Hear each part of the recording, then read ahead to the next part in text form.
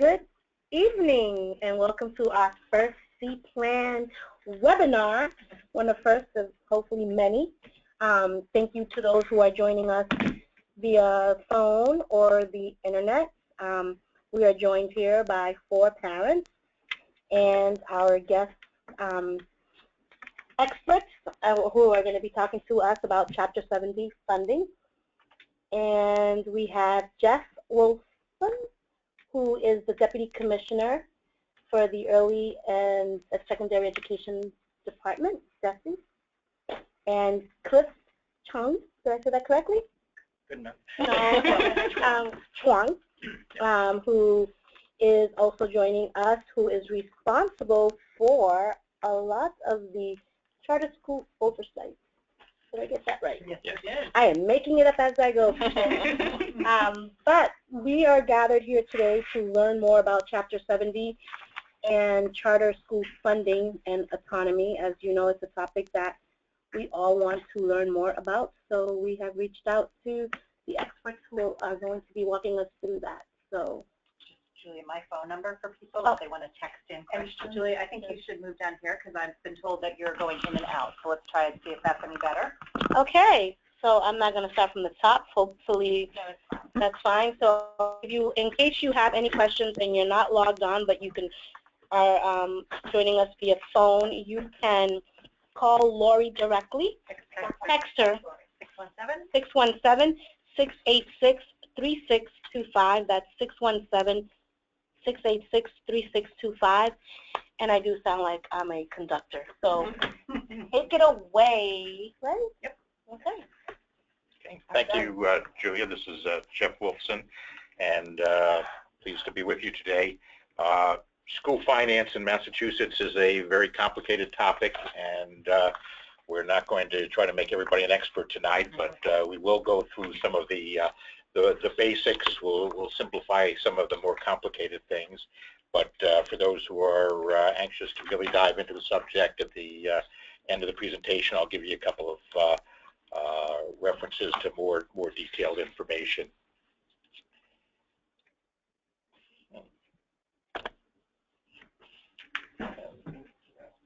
If you go down to the...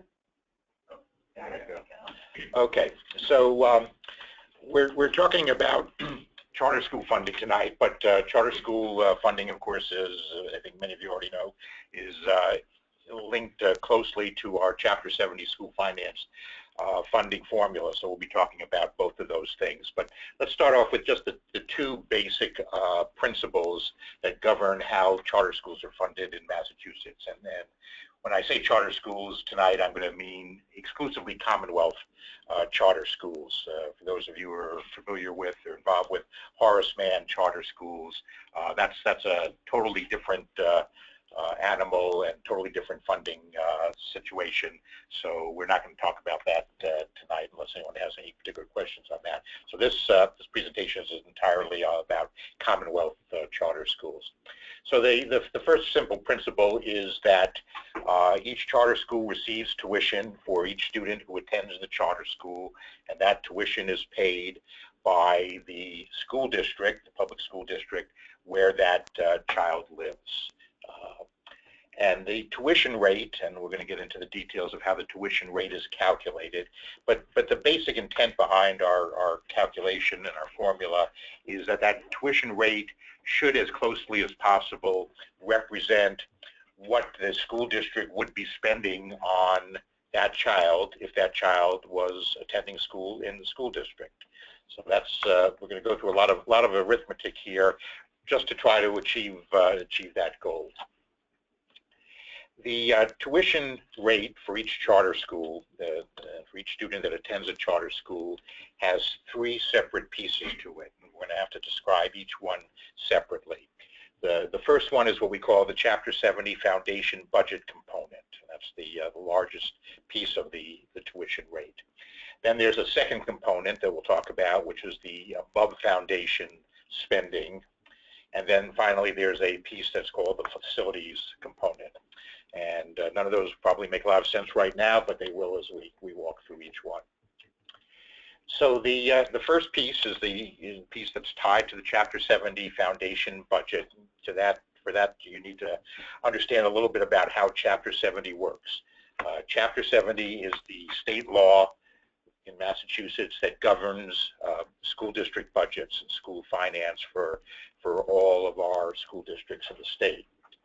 The foundation budget is something that was first created back in 1993 under the Massachusetts Education Reform Act. It's the same act that created charter schools. It also created a whole new school funding formula. And for the first time in our Commonwealth's history, the law set some minimum standards for how much each school district needed to spend on the education of its students. This came out of the McDuffie case that said that too many districts were not spending enough to provide students with an adequate education. And education was something that was guaranteed to our children by the Constitution of the Commonwealth. And so for the first time, we had to set a minimum spending level for every school district. And the formula for that is set forth in Chapter 70 of the general laws. And the amount that's set each year for each school district is based on a number of factors, and I'll show you an example in a minute. It's obviously based on the number of students in the district, but it's also affected by the characteristics of those students. What grade levels are they in? Are they English language learners? Are they low-income students? Are they taking vocational programs? All those factors influence how much money a school district needs, and the formula recognizes that certain types of students need more resources to get an adequate education than perhaps others. So an urban district with a lot of low-income students, a lot of English language learners is going to need a higher funding level than a suburban district that has fewer students in that category. The foundation budget for each district is updated each year and reflects the changes in enrollment in those districts, and it also includes a provision for inflation. So if you go on our website, and I'll give you the links later on, you can actually see the foundation budget calculation for every school district in the Commonwealth for every year. So we take that formula that we use for foundation budgets for districts, and we apply that to charter schools. We can do the same type of calculation that says take the enrollment at a charter school, how many students are there, how many fall into each of those categories, and apply those same factors to the charter school students as we do to the district students. And for those of you who are online, you can see here, again, taken off of our website, is an example of what that calculation looks like. This particular example is for the Match Community Day Charter School for the students from Boston who are attending that school. One of the things you'll see later on is that we do a separate calculation for each community that sends students to a charter school. So, so down the left-hand column here, left-hand side, you see the different categories of the foundation budget, all the traditional things that you see in a school budget: administration, classroom teachers, professional development, supplies and equipment, pupil services, building maintenance, and so on. And then going across, you see on the first row the actual enrollment at Match Community Day for this year. I think this is from a couple of years ago. You see the number of students in each enrollment category, how many kindergarten students there are, elementary, high school students. At this point, we didn't have any. How many English language learners there are, how many low-income students there are. And we just do the arithmetic and multiply the rates for each of those categories by the number of students. And we come down in the lower right-hand corner to total foundation budget. You can see just right under the star there is a little over $2 million is the total foundation budget, and then we divide that by the number of students, 177, and you get a foundation rate of $12,870 per student. So that becomes the starting point for the tuition rate that we're going to charge Boston for the students it sends to match Community Day charter. Second piece of the formula is what we call the above foundation spending. Most school districts in the Commonwealth spend more than the minimum foundation budget. On average, I think it's about 20% above foundation overall. Some districts, particularly our wealthier ones, spend a lot above foundation. Some of our poor cities spend just at foundation and can't afford to spend any more. But our notion here is that if you're a school district that spends more than foundation for the students in your schools, then we expect you to spend more than foundation for the students that you send to charter schools. And it's very simple calculation. If you're spending 10% over foundation, we're going to increase that foundation budget rate by 10% to reflect that extra spending that your community has said it can afford for your students. So that's the second piece of our formula. The third piece is what we call the facilities component. Most of you, I think, know that charter schools are not eligible for school building assistance SBA grants that our regular districts are eligible for. So to make up for that, at least partially, we add a fixed amount, currently $893 per pupil, to the tuition rate to give charter schools some amount of money to help them cover the costs of their buildings, either renting space for those that rent or paying off the loans for buildings that they've built and have borrowed money for. This piece of the formula is reimbursed by the state. We'll talk more about the reimbursement later, but it's reimbursed at 100%. So there's really no net cost to the sending district for this piece of the formula. The district pays it, but the state reimburses them for the full amount. $893, I think most charter school leaders would say is woefully inadequate to pay for the facilities that they need. So most charter schools supplement that with fundraising, foundation grants, a number of federal programs that help subsidize borrowing costs, and are able to get by with that. Certainly one of the criticisms from the charter school side of this formula is that this particular piece of the formula is inadequate from where charter schools sit. Certainly in comparison to the funding we make available to public districts, public school districts for the SBA program.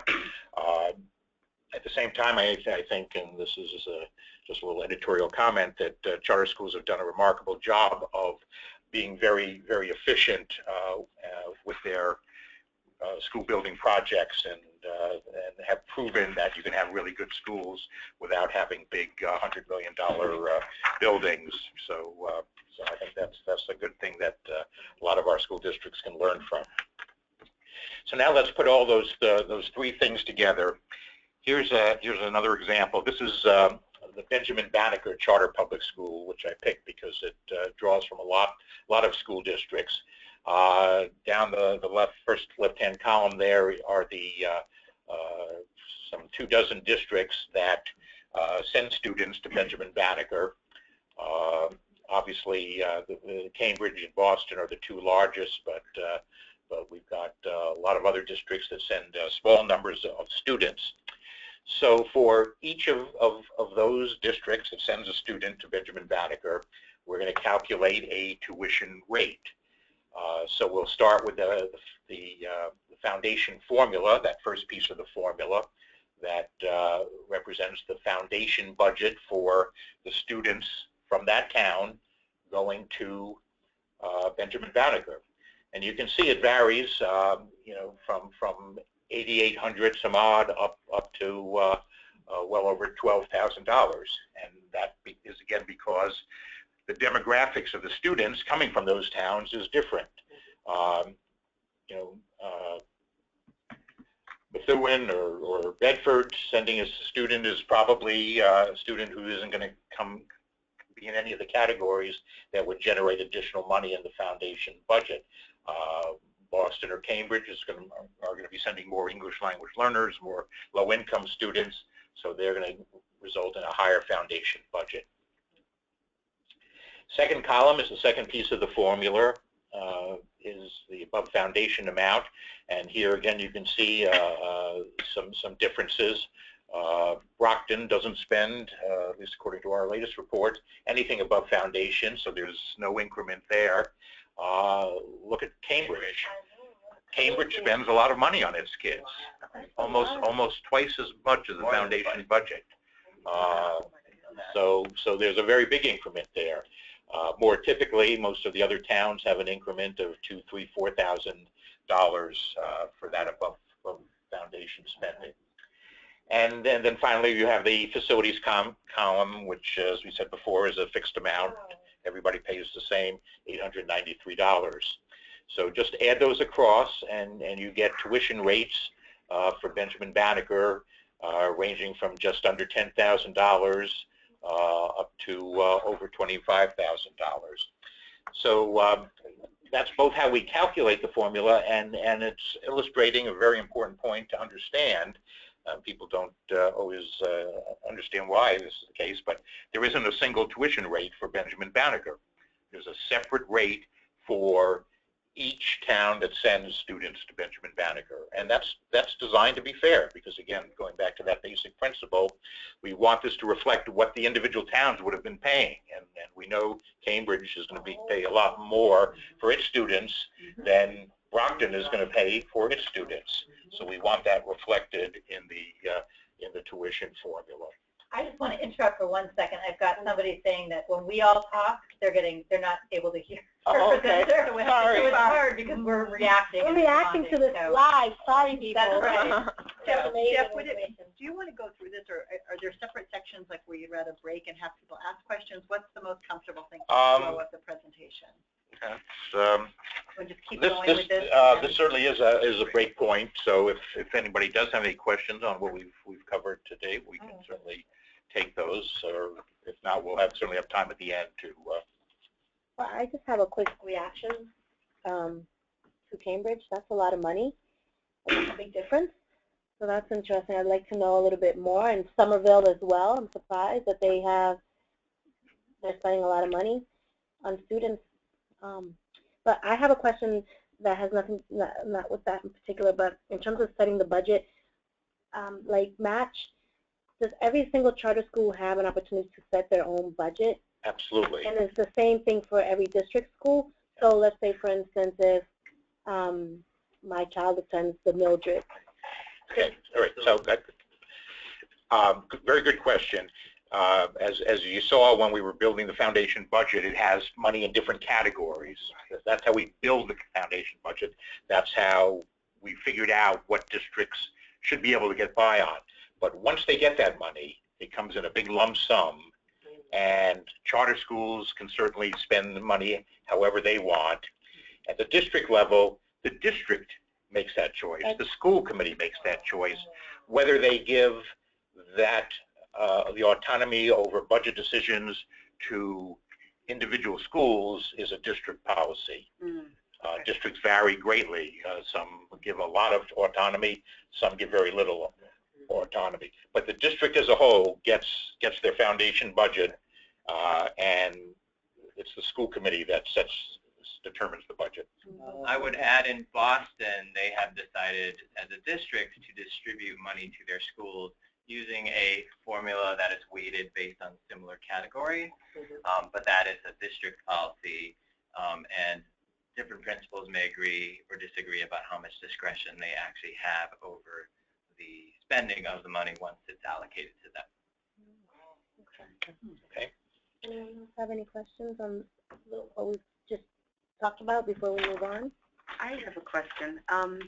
Just thinking about the ELL and the special education students who may come in at this point and be classified as that, what happens if they get reclassified?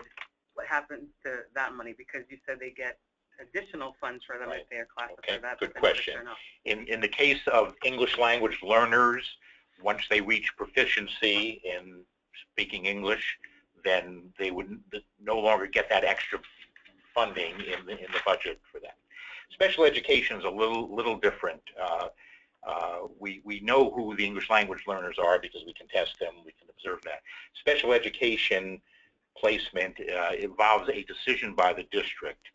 So that's the one category where we don't actually use the real number of students, because we didn't want to create an incentive for districts to put more kids in special education just to get more money.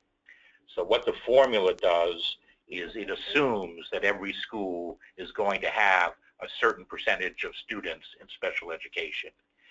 That's been one of the hot topics of discussion in school finance circles, and in fact the Foundation Budget Review Commission that just recently met in the last year to make recommendations to the legislature on making adjustments to the foundation budget. That was one of the topics they focused on because they felt the assumptions in the formula were too low, and they recommended raising that.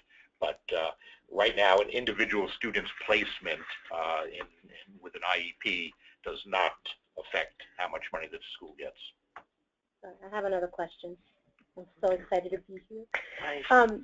So it's in regards to going back to the budget. If we're able to have the autonomy to develop our own budgets, is it fair to say that district schools can then also have the same flexibilities to extend the day to meet the needs? Again, it comes down to what the policy in the district is. Now, of course, most districts, certainly the larger districts, have substantial central office operations. So that money has to come from somewhere. Okay. So you can't give out all the money to the schools. At least typically that doesn't happen. The district schools are also, by and large, subject to the collective bargaining agreement that's done at the district level, and that determines to a great degree whether you can extend the school day. If so, how much you have to pay for that. So the dynamics are a little bit different in a multi-school district than in a single school entity. Can you explain collective bargaining a little bit? Because I'm not sure everybody's familiar with the term outside of it. Yeah, collective bargaining is the union contract. Okay. Most school districts in Massachusetts are teachers are represented by one of the two major teacher unions in the state, either Mass Teachers Association or AFT Massachusetts, and the school committee has to bargain under the labor relations laws of the Commonwealth, bargain the teacher contract, just as you would any labor contract. This might sound like a silly question, but I'm just going to throw it out there, and I'm being recorded, so I'll never live this down. But if the teachers union and the unions in general wanted to really focus on what's doing right for the child, what would that cost? And why can't they just put a price tag on it, and we can figure out how we can make it happen so that it's across the board, that no matter where you go, your child's going to get the type of education that they deserve? I'll take that as a rhetorical question. Not sure there's a yes or no answer. Collective bargaining is a very complicated subject. So let's move on. So that's finishes the calculation of the tuition rates. And the last thing I would add about the tuition rate calculation, it comes under a lot of criticism these days, I know, from folks in the district. And yet this formula was actually designed primarily by folks in school districts. The original formula in the 1993 law was not considered very satisfactory for many reasons, and so this formula was changed about 10 years ago, I guess, and the new formula, the one we've been describing here, was designed in large part by folks in the district. Just one question before you jump off that, because we have a lot of CPLAN parents from Lawrence. I'm surprised the number's so low for Lawrence Foundation. What's the explanation of that? It's only one student, so it's probably one student from Lawrence. Yeah, it's probably a teacher in Cambridge who lives in Lawrence and is driving their or a child who moved to Lawrence. Right. Yeah. That individual child is not probably special ed ELL. Yeah. Thank you. Yeah. When you only see one or two kids coming from town, it's not a good sample. Okay, so we talked about tuition. Let's talk for a minute about tuition reimbursement. The state has a program under which it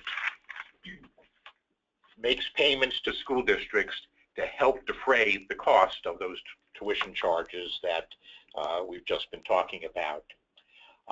We already talked about the facilities piece. That's one part of the reimbursement program, and that goes on every year. It's 100% funded. It's always been funded, and that will likely to continue into the future. There's also a second reimbursement piece, and this is the one that I think gets a lot more discussion. It's what we call the transitional reimbursement. It's intended to be not an ongoing reimbursement, but a temporary reimbursement to help school districts to adjust their budgets, give them time to adjust their budgets when their charter tuition costs go up. So under the current formula, if you're, say, the city of Boston, and if your charter tuition goes up, just pick an arbitrary number, simple number, $100,000 from last year to this year, the state will then reimburse you that $100,000 increase.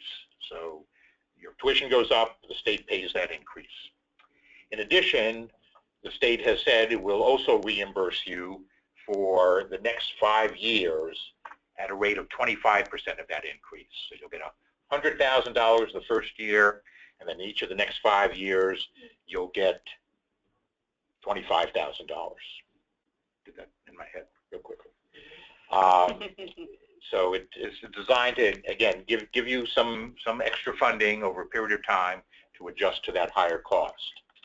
The transitional reimbursement is subject to appropriation annually in the state budget, and one of the things we'll talk a little bit more about later is that it has not always been fully funded, so that's a matter of concern to the districts.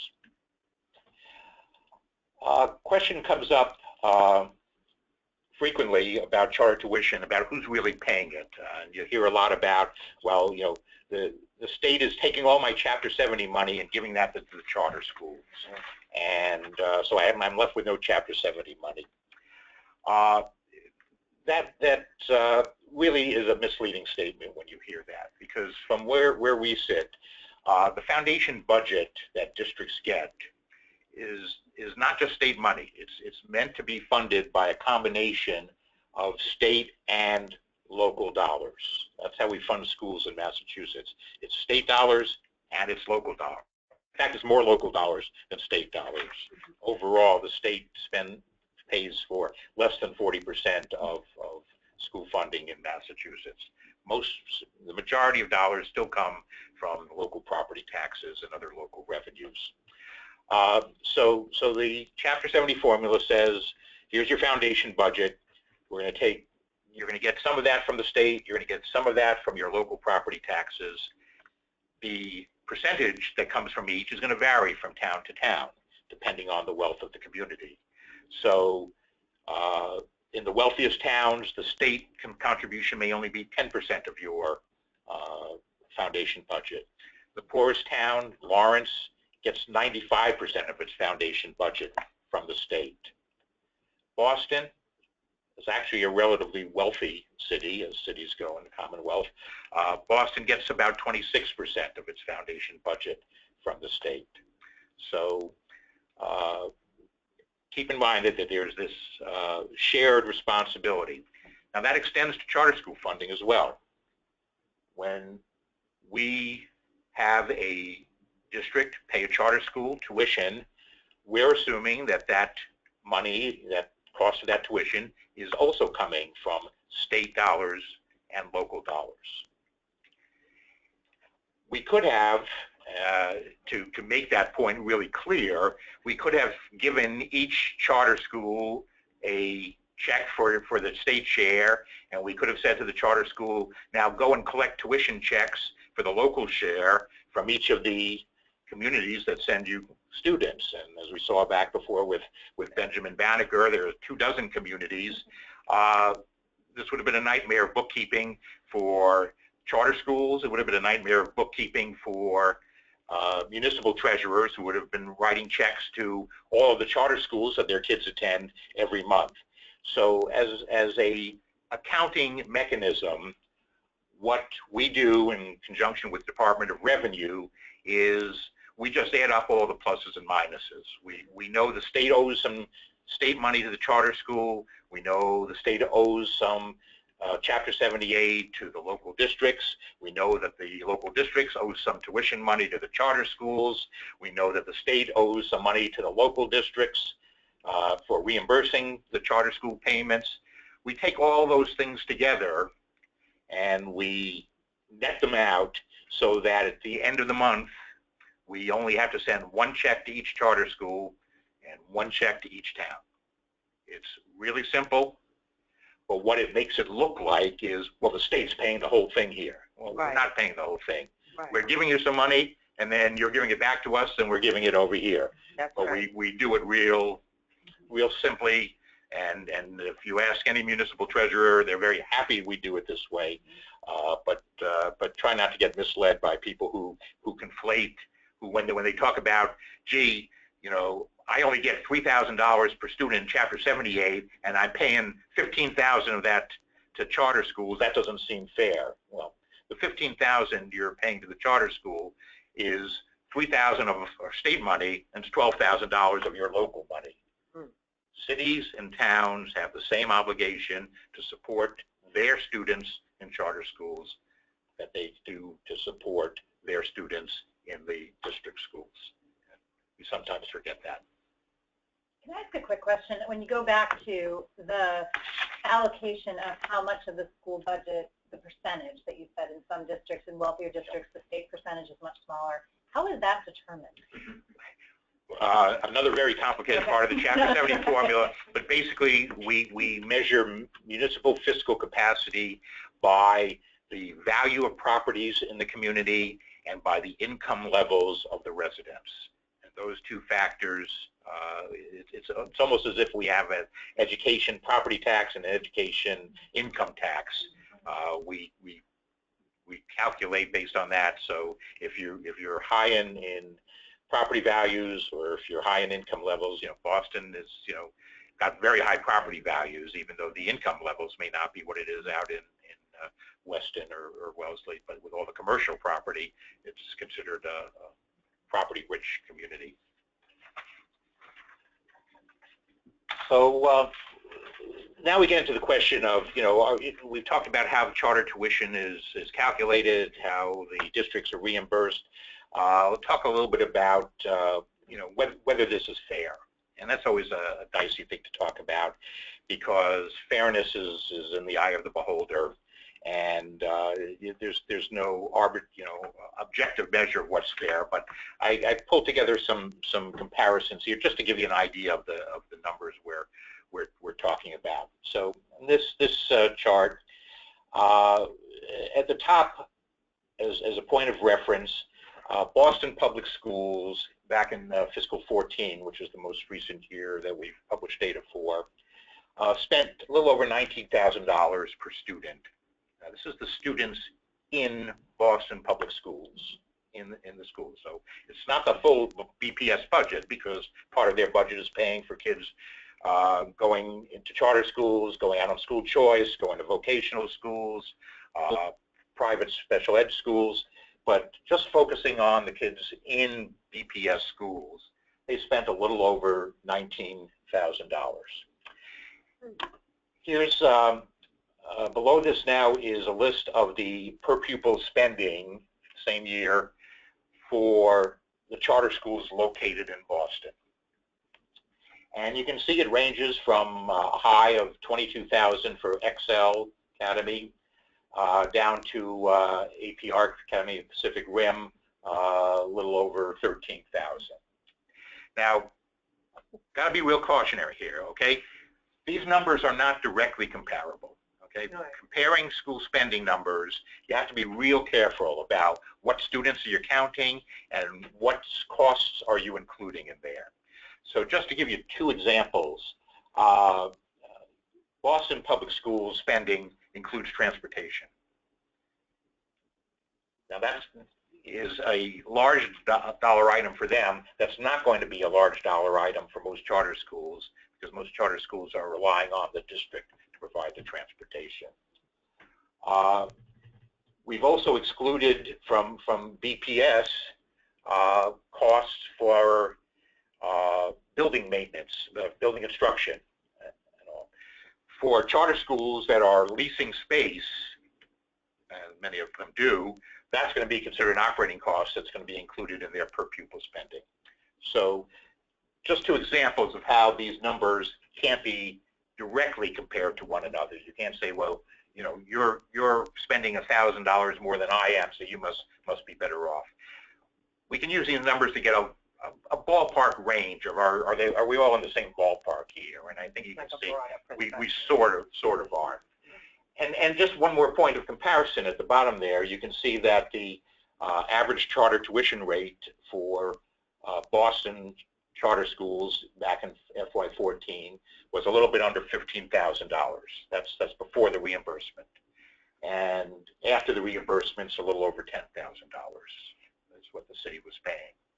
So I look at these numbers and I certainly can't reach the conclusion that says charter schools are widely outspending the district schools. It's just clearly not the case. And I also look at it and say that the charter tuition rate, certainly after the reimbursement, but even before the reimbursement, again, is not wildly out of line with what Boston is spending on its own kids. Just another test of how well is our formula doing what we set out to do. And again, it's actually lower. You can't compare that apples to oranges, but it certainly tells us we're in the right ballpark. So can I just ask a question? Yep. So just so I'm clear, the $10,000 is the amount that BPS is reimbursing or sending to the charter schools? That's the net cost to Boston Public Schools for the kids who are going to the charter schools. Right. And so, okay. So they're saving kind of $9,000. We'll talk about that in a minute. Are they saving it or are they not? Okay. Gets to the heart of the issue. Yeah. So we look at these numbers and we say, gee, that can seem fair on the surface. Why are sending districts so adamant that this formula is unfair? And they have some concerns, and I think it's a mistake to just say, well, it's the same amount of money, the dollars follow the kids, so you know you have no basis for having any concerns. But there are some concerns, and it's important for us to acknowledge them and understand them. So the first one, and probably the largest one, and this goes to the question you were just asking, is if you're spending an average of $19,000 per kid, that's your average cost. But if that kid leaves your school district, can you cut $19,000 out of your budget? And this gets into this whole economic theory of fixed costs versus marginal costs. Yeah. It's not like we're buying food from the Chinese restaurant and you buy 2 orders and it's twice as much. You buy 1 order, it's half as much. Think about a student leaving a district. If one student leaves, there's probably really no change in the district budget. Maybe some sheets of paper that you give that student. Now, if you get up to 15 or 20 students in the same grade and in the same building, now maybe you can talk about eliminating a class and a teacher and all the expenses that are associated with a teacher. And then maybe if you get up to the point where you've eliminated 30 or 40 teachers, maybe now you're talking about closing a building. And each of those brings some cost savings at each of those levels. You're never going to eliminate the superintendent, right? Even when you get down to 1 student, you've still got the superintendent. So that's fixed cost all the way down. It's sort of ironic that people think of Boston, for instance, having the most charter school students as being the most impacted Many people would argue that the districts that struggle the most with charter tuition are the ones that are losing relatively few students. If you're losing 50 or 60 students and they're scattered over several buildings and 12 grades, you're probably not going to be able to save anything. Boston has lost a lot of students over a lot of years and has reflected that in its budget. We know there's a lot of school buildings that have been closed in Boston. Now, it's not that easy to do, to cut budgets. Laying off teachers, closing school buildings, redistricting, these are difficult things, and it takes time, it takes a lot of political will, it takes a lot of psychic effort to do these. So when districts say, it's tough for us to cut budgets, there's an element of truth to that. They need to do that, just as districts out west that have been losing students just because the population has disappeared are going through the same thing. They need to reduce school classes, reduce buildings, and they find that very difficult to do. So it needs to happen, but it's not a trivial exercise. So I have a question. Yeah. So for students who leave that don't go to a charter school, like sometimes families are opting out and choosing to homeschool or send their kids off to private school. Why is it that everyone always just blames charter schools when there's other options that parents are choosing? Like Catholic. Like, homeschooling and other reasons why a lot of affluent families decide not to send their kids to their local district schools. They rather opt out completely. I can't tell you why people are Right. more concerned about charter schools. I think, one of the reasons, of course, is charter schools make more of a public effort to say how well they're doing. You don't hear that so much from the private schools or the parochial schools. So there's an element of Shaming. feeling under attack, shaming almost. But I think it is important that your point, one of the points you may be making is that the district will lose the same kind of funding and will have to react to that kind of change in the same way.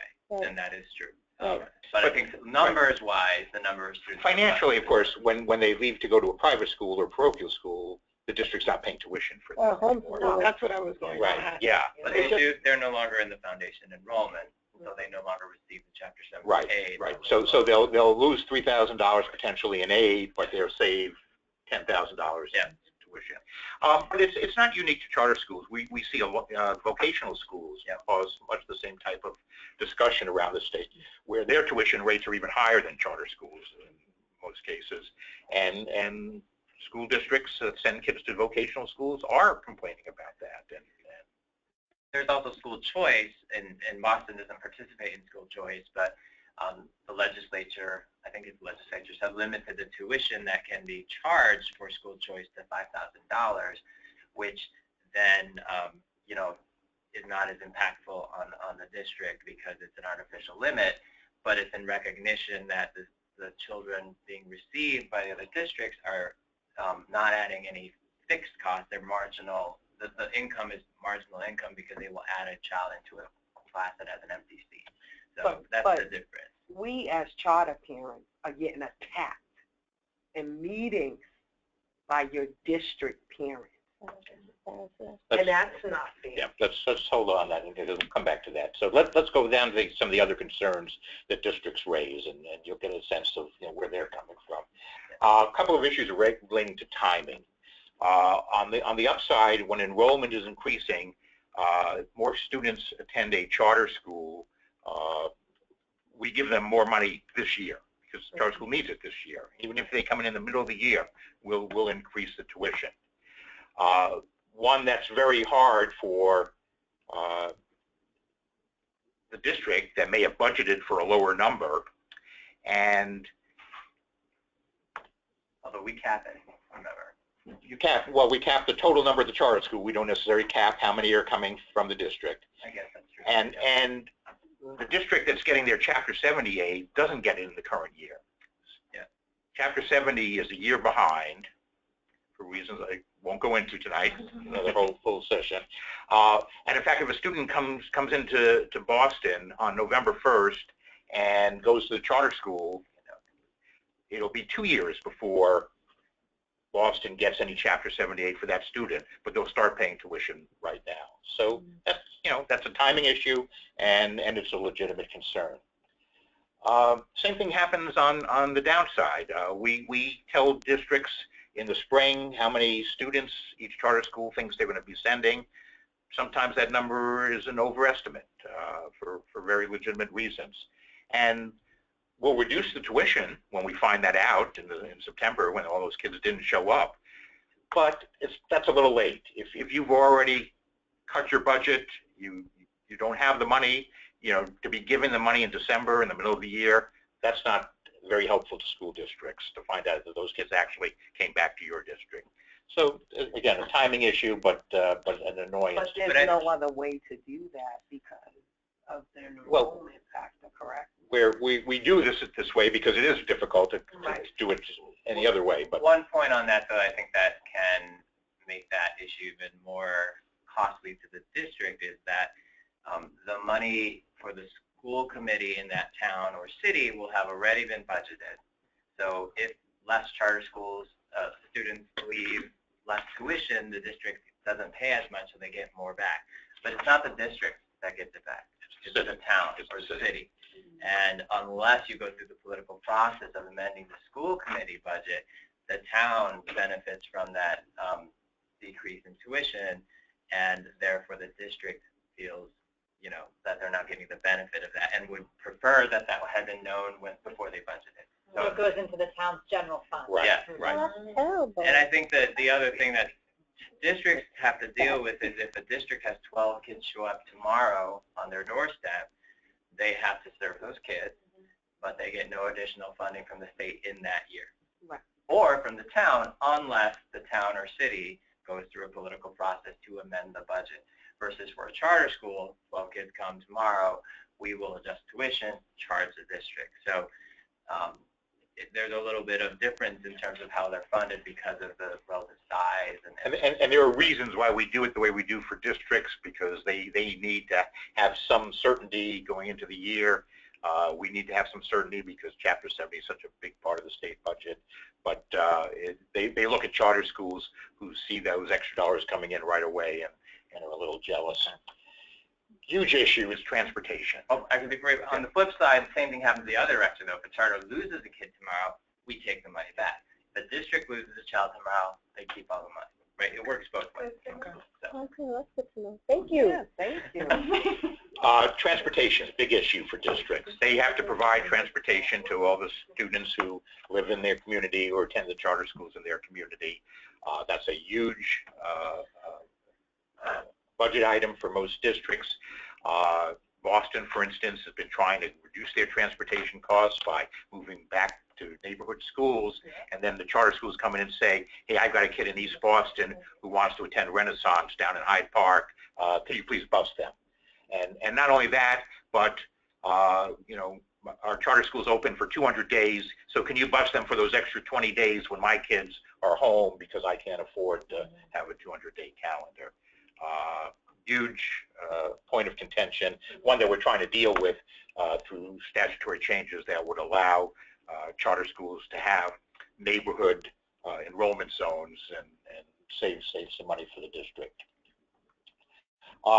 And we talked before about the reimbursement account not being fully funded in recent years. Last couple of years, there's been a shortfall. This current year, FY16, the 100% piece of it, the first year piece, is only funded at 83%, and there's no money for those years 2 through 6. That grates on districts. They said part of the deal, part of the formula, you promised it, and you haven't delivered. Obviously, it's not something that we hear the department can control, but it's a legislative. The timing issue comes into that as well, in the sense that this past year, FY15 is the first year it's been significantly underfunded. But if you hear it from districts, it's been a long time, and that's because sometimes the legislature fixes it towards the end of the fiscal year through a supplementary budget appropriation. But by then, as we talked about before, it's too late for the district, the money goes to the town. so the district already lost out and had already cut its budget because it was expecting less. And so even though the actual facts are that it was fully funded potentially at the end of the day, it didn't help the district schools. And that's where some of the soreness comes from, because of the timing of how the money flows and who controls it once it flows. So let me close with, again, going back to the question of, are districts being hurt by this? I mean, because that's really the point of contention. You know, what we hear is, you know, we have to close down programs and stop providing services. Hard to get a handle on that. Now, here's one set of facts that, you know, I think is instructive. This is, again, Boston's per pupil spending for the kids in their schools for the last 5 years, and it's increased slowly but steadily. FY10 is about 17,500 to FY14. Again, the last year we have numbers for to a little over 19,000. So that's a 9% increase over that 4-year period, and that happens to be a period of relatively low inflation. Inflation was about 8% over that period. So at one level, we can say there's no evidence that because of charter schools or anything else that Boston's spending has gone down on its students. It's increased enough to keep up with inflation. So by that measure, you could say, isn't Boston as good off today as they were 4 years ago? But the reality is there are, in addition to charter school tuition, lots of items in their budget whose costs are going up, in many cases by more than the cost of inflation, that don't directly benefit students. You know, healthcare costs, been a big item. Health insurance for teachers, pension payments for non-teachers that the schools have to contribute to, teacher cost of living increases. I mean, teacher contracts teacher salaries is the single biggest expense in any school district budget. Boston, it's probably 60 or 70% of the budget. So if teachers are getting a 2% increase, that money's got to come out of the budget and may displace spending on other things in the budget. So I don't think it's necessarily wrong when districts say they've had to cut back on some programs to help cover increases in fixed costs. The point I guess I would make is that charter school tuition is just one of many costs that are in a budget, and by no means the largest cost. And I think it's difficult to put on charter schools all of that impact from all of the other things that are going on in a district. Yes, I have a question. It goes back to when we first started about the budget and how charter schools are able to have more autonomy. So if we're able to do a lot more with a lot less, can we then help the districts figure out how they can work within the budgets that they have to be able to provide the services to the students so that no one feels like they're being without? I think there's a lot that More power to you. districts can learn from charter schools. That's one of the things that I wish in this debate, that there was less finger pointing and more what can we all learn from each other. That's right. I think there are things charter schools can learn about serving special ed students and English language learners. I think there's a lot that districts can learn from charter schools and some of the innovative practices. And unfortunately, we haven't quite figured out how to get that dialogue going. I mean, I think the reality is that the district can't make those decisions.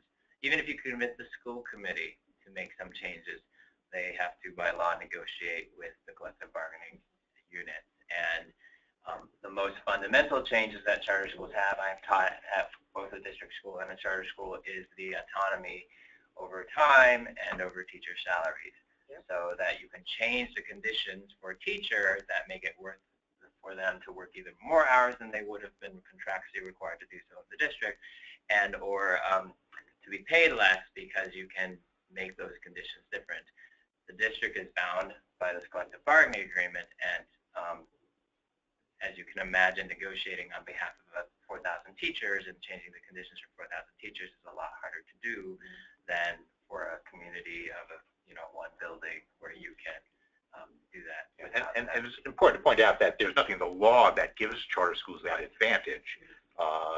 Charter school teachers have the same legal right to organize and join a union as district teachers. District schools have obviously been around a long time, and so there's been a lot of effort to organize them. There's only been a couple of charter schools that have gone through organizing, but there's nothing in the law that prevents them. Gosh, I had a question. When you mentioned that the charter school reimbursement from the districts, or the tuition payments that the districts are giving to the charter schools, are a part of the expenses that they're experiencing right now, do we know by a percentage in terms of Boston what that percent may be? Roughly, Boston's budget is around $1 billion at this point, and I think roughly charter tuition is $160 million or something. It's pretty much proportional to the number of students.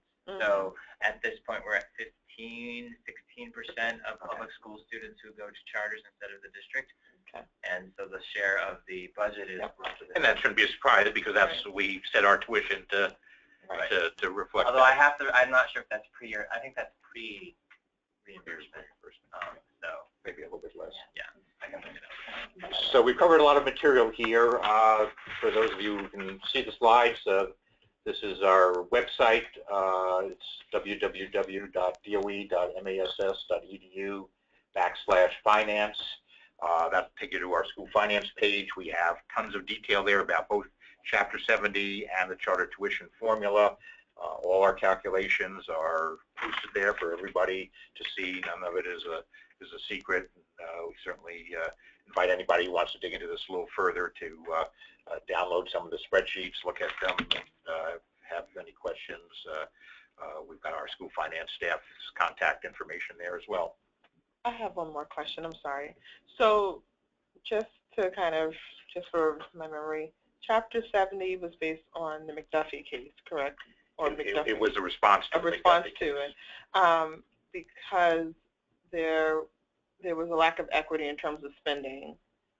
Correct? Before McDuffie, every town could spend as little or as much as they wanted on schools. And so, some of them were spending very little. Right, but the reason that was an issue was because there was a disparity, correct? It was because it's not so much there was disparity. We have disparities now, but that's right. But there was no minimum. So you could literally spend nothing on schools, and nobody at the state could tell you otherwise. Right. But I guess my question is then, like, the so what, right? The so what about that? If I decided I wanted to spend $100 on a student, but my students were learning, so what if I spend $100 as opposed to now the state? So I guess that's what I'm asking. So the the McDuffie case said, they looked at and they saw these students weren't learning. Okay. And it was what we refer to as the grand bargain. It was for the first time the state was going to actually measure how students were doing. We hadn't done that before. Okay. So enter MCAS. We said we're going to hold school districts accountable for the performance of their students, but they said, well, we need help getting our spending levels up, and particularly in the poorer cities. So we created the spending requirement, and we put in billions of dollars of new state aid to go along with that. So we said, here's the resources. You've got the freedom to do what you want with that money, but we're going to measure your students' progress and hold them accountable and hold you accountable for that. And that was the basis of education reform in Massachusetts, 20 years ago, that we're still basically following that path today. And so in terms of that accountability piece, where does Chapter 70 play when we have certain districts that are not performing? Do you understand the quality of education? We don't take away their money. That would be sort of self-defeating. Right. The state has a number of interventions up to and including we take over the school, or we take over the district. We've taken over some schools in Boston. We've taken over 2 school districts, Holyoke and Lawrence. So that's, you know, unlike a charter school where accountability results in potentially a school being closed if they're not doing it. You can't close a district. Correct. Because district schools are the schools of last resort. Right. Town has to provide schools for any student who wants to go. So we have a different type of accountability for schools. I was just wondering, because in the argument we hear a lot about the quantitative information, right? The amount of money that's being spent. We don't hear as much the qualitative, right? I know you said, like, you know, the charter schools will, you know, we're doing really well in terms of, and charter schools obviously are doing very well with the students they have. I think what's unproductive is the debate over whether the charter schools are serving exactly the same students. I don't think there's any reason why they need to. There's certainly nothing in the law that would have that outcome. But I also think the charter schools need to acknowledge that districts are serving a lot of students that aren't being served at charter schools because they are the schools of last resort. Well, there was a study published today that provides, at least for Boston, some new insights into the fact Charter schools are doing better with special ed and English language learners. And that there is no gap any longer in terms of enrollment. But the 20-year-old who comes from another country, doesn't speak a word of English in January, and is put into 12th grade in BPS, is not being served in most unless they go to the Burke. Unless they go to Excel Academy and learn how to speak English. Well, like and, you know, just on that point, part of what's proposed in some of the legislation is the ability for a charter school to give preferences for such a student. Right now, there are very few schools, such as Phoenix Charter Academy or Boston Day and Evening Academy, that are designed and therefore marketed for such purposes so that they're able to reach those students. Other schools like Excel have waitlists out the door, so kid shows up next week, there's no space for them. And policies have been changing to the extent that's permissible in law right now, but there are certain things that they can't do. So we have to wrap. I'm getting the we have to wrap. Yeah. I know you have something. Just really quickly, over the next 5 years, I'm really excited about hearing about this from you too. What is your goal? What's your plan? How are we going to, because I'm a parent of both district, charter, and Catholic, so all 7 of my kids are spread out to get the quality education they need. How are we going, I guess when I say what your goal is, how are we going to bridge charter and district together to learn from each other, to get best practice from each other, so it won't look like this? It won't be a rival or attack or any more. Well, certainly one of the strategies we're using is in the 2 districts where we are running the districts, we are bringing in charter schools to help run those schools in those districts and bridge that gap. But I think that's something that the charter school community needs to be taking some responsibility for as well. We are actively trying to facilitate conversation between districts and charters, and in Boston in particular, there's the Boston Compact, which I think is trying to bridge across all 3, and we're helping to the extent we can, but oftentimes the local conversation in local communities that we can provide information, can support, but it's also, you know, relationship building at the local level. Right. Santa, you didn't say much, so I guess I just have 2 quick observations. Well, this is making me have a headache. The first is I support what you're saying in terms of charters being able to sort of prioritize students who have different needs and, you know, bring in a 20-year-old who just came from another country without speaking English. But then the flip side of that is when we do those kinds of things, there's criticisms, oh, you're not equitable, you're cherry-picking people, blah, blah, blah, blah, blah. So you can't have both sides. Do you want us to have a lottery system so it's blind and everyone has an equitable chance of getting in? Or do you want us to set aside seats that can prioritize people who have different needs? So I think that's one thing that's really challenging because you're talking out of both sides of your mouth. I mean, you know, what is it that you want and what would best serve the students is my issue number 1. And then the second one is, if you could talk a little bit about what the difference is in sort of when you shut down a charter school because we have such stringent accountability measures that we have to meet versus what does it take to shut down a whole district system and take it over, well, not shut it down, but take it over like you're doing in Holyoke, you mentioned. What's the difference? what are the accountability measures that would lead to a charter school being shut down versus a school? You know, at the core, the criteria is not terribly different. I mean, you have to have really poor performance over an extended period of time, and you have to have been given a number of opportunities to come up with improvements. I think probably with district schools, we're probably a little bit more proactive because, again, we can't shut them down, to trying to work with them. With charter schools, because we're the authorizer, we need to maintain a little bit of independence and impartiality. But at the end of the day, it's our kids learning. Charter schools and district schools take the same state tests, so we use the same measures to gauge their performance. I would say that even though it's the same data, there are different legal provisions in the law around what you can and can't do in those situations. And the one difference with charter schools is that they already have the full freedom and autonomy to do everything and anything that they think they need to do for their children. As we've discussed before, districts are more handcuffed in some ways, and some of the new laws release them to actually override collective bargaining, et cetera, in situations where they're lower performing.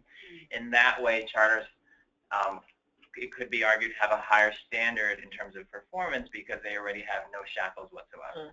And if you have the full freedom and you consistently perform at a low level, it makes it very difficult to, what else can you do? Right? You cannot release any shackles. There's nothing else you can do because they've had the full freedom, and that's where the autonomy for accountability bargain. I'm going to wrap up tonight because I know everyone's itching to go, but I believe we need a part 2. And I thank you so much. And we will be calling you again for a part 2. Not just so much around the funding, but just overall, because I think as charter parents and district parents, we get so caught up in our day-to-day that all of this stuff is big, but it's really important for us to be able to understand so that we can have a better working knowledge of what it is that we need to do to change the status quo. So thank you. Great. Thank you. Thank you to those on the phone. Thank you, everyone. And yeah, I can see some Lawrence was on. Yay.